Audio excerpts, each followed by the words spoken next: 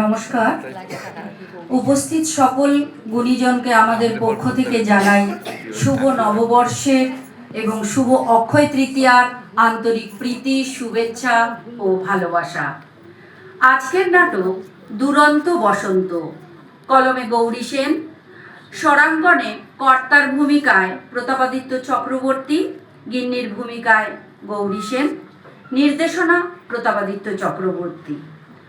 প্রখর গ্রীষ্মে এ কেমন বসন্ত, সেটা নির্ণয়ের ভার দর্শক ও শ্রোতা বন্ধুদের ওপর ছেড়ে দিলাম। শুরু করছি নাটক দুরন্ত বসন্ত।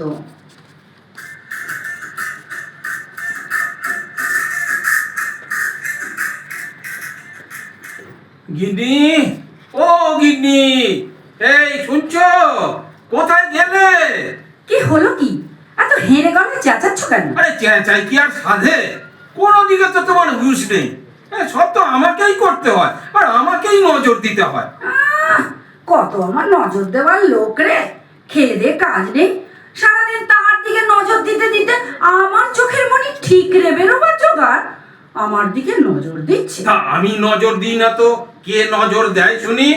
তোমার কি বাইরে থেকে লোক আসে নজর দেওয়ার জন্য? বাজে কথা রাখো, সে তুমি কত নজর দাও আর কত খেয়াল রাখো আমার জানা আছে। আর কথা না বাড়িয়ে হেরে গলায় চেঁচাচ্ছিলে কেন সেটাই বলো। আরে বলছি, কিন্তু তার আগে বলো তো, তোমার কোন জিনিসে আমি খেয়াল রাখি না?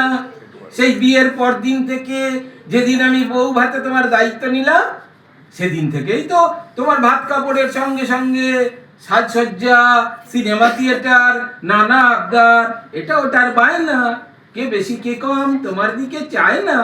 সব নালিশ তো আমাকেই শুনতে হয়, শুনতেও হয়, আবার সময় বিশেষে হজমও করতে হয়। সে আমার ভালো লাগুক বা না লাগুক, আমার সময় থাকুক বা না থাকুক। থাক থাক, অত নামতার মতো কবিত্ব ফলিয়ে আমার ক্যারিকেচার করতে হবে না। এখন আসল কথা বলো তো, ডাকছিলে কেন? এই বলছিলাম কি, এই এক কাপ গরম চা হবে? মানে এই তো একটু আগেই, আধ ঘন্টাও হয়নি, তোমাকে টিফিন দিলাম, তার সঙ্গে গরম গরম চা।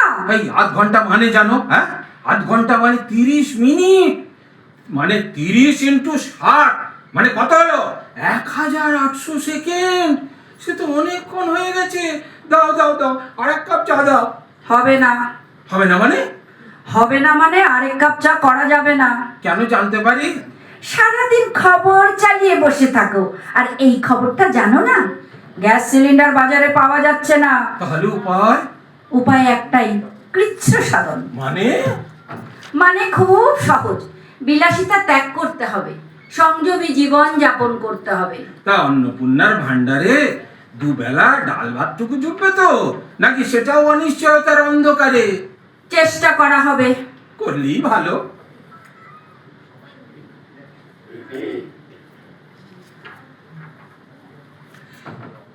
কই গেলে গো?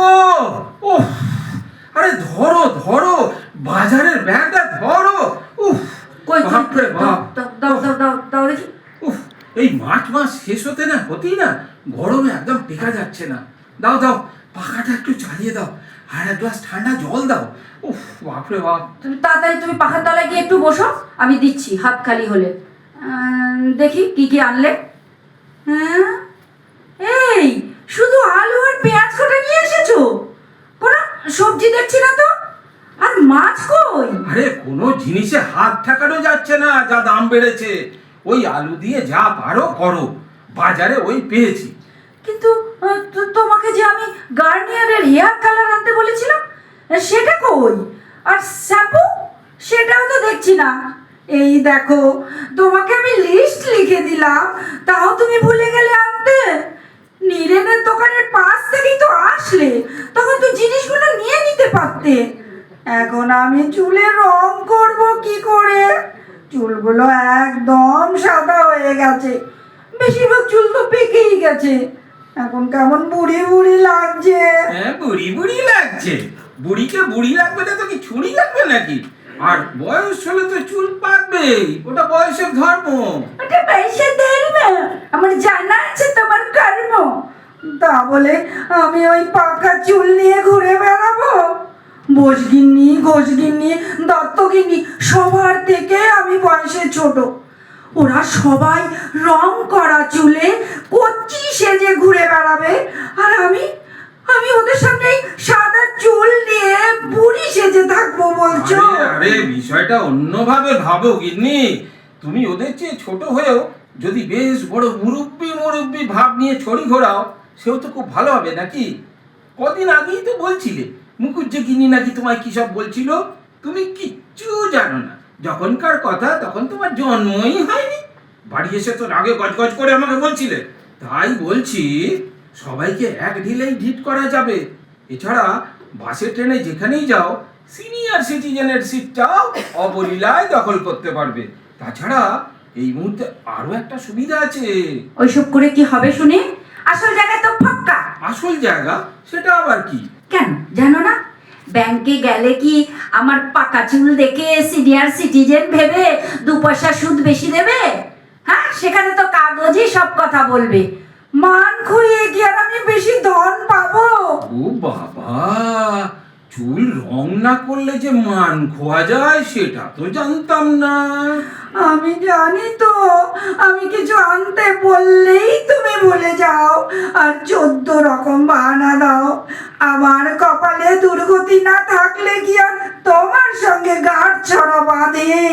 আমার কি বিমরতি ধরেছিল গো, যে তোমার ওই মিষ্টি মিষ্টি কথাই ভুলেছিলাম। বাবা বাবা, মিষ্টি কি আর আমি একা ফেরে করেছি নাকি?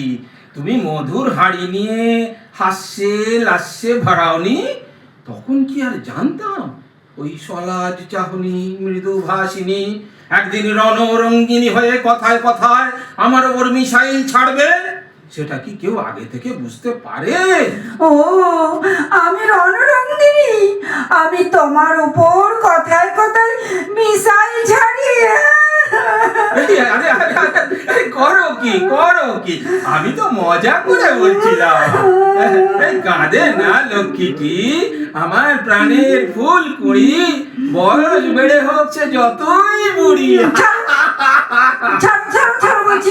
এই কথায় কথায় তোমার কবিত্ব আমার সহ্য হয় না, খালি টিটকিরি। কেন? আমার কবিতার জন্যই তো তুমি আমার প্রেমে হাবুডুবু খেয়েছিলে, মনে নেই? আরে বাবা, টাকা চুলেরও অনেক সুবিধা আছে। আমারও সব সুবিধার দরকার নেই। ঠিক আছে, সেটা না হয় দরকার নেই, তবে অন্য একটা জিনিসের তো এই মুহূর্তে তোমার খুব দরকার। কি জিনিস? পাকা চুলের অন্য একটা কিসের সুবিধার কথা বলছো? ওই যে হরমুজ প্রণালী দিয়ে হুড়মুড়িয়ে যা ঢোকে আমাদের দেশে, যাকে না পাওয়ার কথা শুনলেই প্রতি ঘরে ঘরে তোমাদের মতো গিন্নিদের বুকে ব্যথা শুরু হয়ে যায়, আতঙ্ক সৃষ্টি হয়, সেই অমূল্য নিধি। ও, গ্যাস। হ্যাঁ, ঠিক ধরেছ।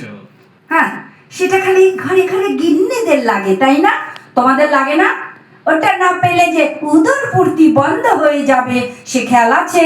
সেটা আর বলতে, না না, আসলে এই আমাদের মতো ছাপোষা গেরস্থের গিন্নিরাই তো আমাদের একমাত্র ভরসা। তাই বলছিলাম। কি বলছিলে? একটু ঝেড়ে কাশো হেয়ালি রেখে। এই বলছিলাম কি, এই বাজার করে আসার সময় দেখলাম গ্যাসের দোকানের সামনে বিশাল লম্বা লাইন পড়েছে।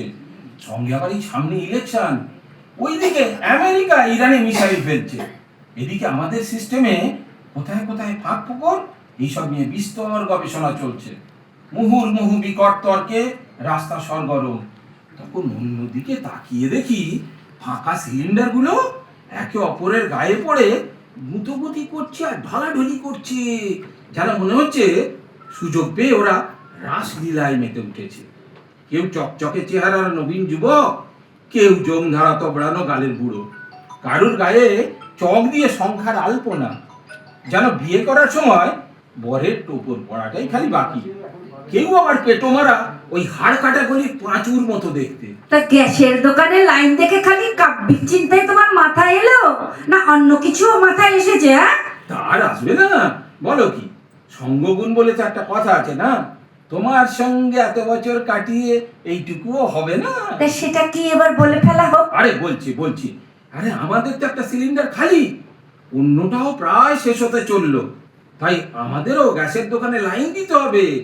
তাই আমি আসার সময় একটা ছেলেকে লাইনে দাঁড়াতে বলে এসেছি। এখন চা জল খাবার খেয়ে তাড়াতাড়ি সিলিন্ডার নিয়ে লাইনে দাঁড়াতে হবে। যাক বাবা, সময় যে বুদ্ধি হয়েছে আমার বাপের ভাগ্যি। দাঁড়াও, এক্ষুনি চা জল খাবার দিচ্ছি, খেয়ে তাড়াতাড়ি যাও। এই গিন্নি শোনো, এখানে কিন্তু একা গেলে এই কঠিন লড়াই পেশাদার, যৌথ বাহিনীর অভিযান লাগবে। নেতৃত্ব দেবে তুমি, আর আমি সিপাহী হয়ে থাকবো তোমার পিছনে। সব তো বুঝলাম, কিন্তু এর সঙ্গে আমার পাকা চুলের কি সম্পর্ক সেটা বুঝতে পারছি না। আছে আছে, খুব ভালো সম্পর্ক আছে গিন্নি। ভিড় ঠেলাঠেলিতে সবার অবস্থা শোচনীয়।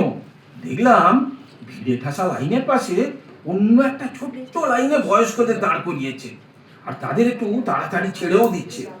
চুলে রং করলে তোমাকে খুব কচি কচি লাগে, বয়স্ক বলে মনেই হয় না। তাই বলছি, এই দুঃসময়ে পাকা চুল জিন্দাবাদ, পাকা চুল জিন্দাবাদ। বাবা, তোমার পিঠে পিঠে এত বুদ্ধি! সে না হয় বুঝলাম, কিন্তু আমি কি তবে এই বুড়ি সেজেই বাকি জীবন কাটাবো নাকি? আরে না গো না, তাই আবার হয় নাকি? খালি গ্যাস বেড়ে গ্যাসটা তুলে নিতে দাও, তারপরেই আমি ওই নীরেন মুদির দোকান থেকে তোমার ভার্গেন্ডি গার্নিয়ার হেয়ার কালার নিয়ে আসবো। তখন তুমি হয়ে উঠবে আমার জীবনের চিরহরিত বসন্তের সোনা পাখি। এই তো হেসেছে হেসেছে হেসেছে। নমস্কার। খুব সুন্দর, একটু স্বাদ বদল হলো আমাদের, একটা খুব মজার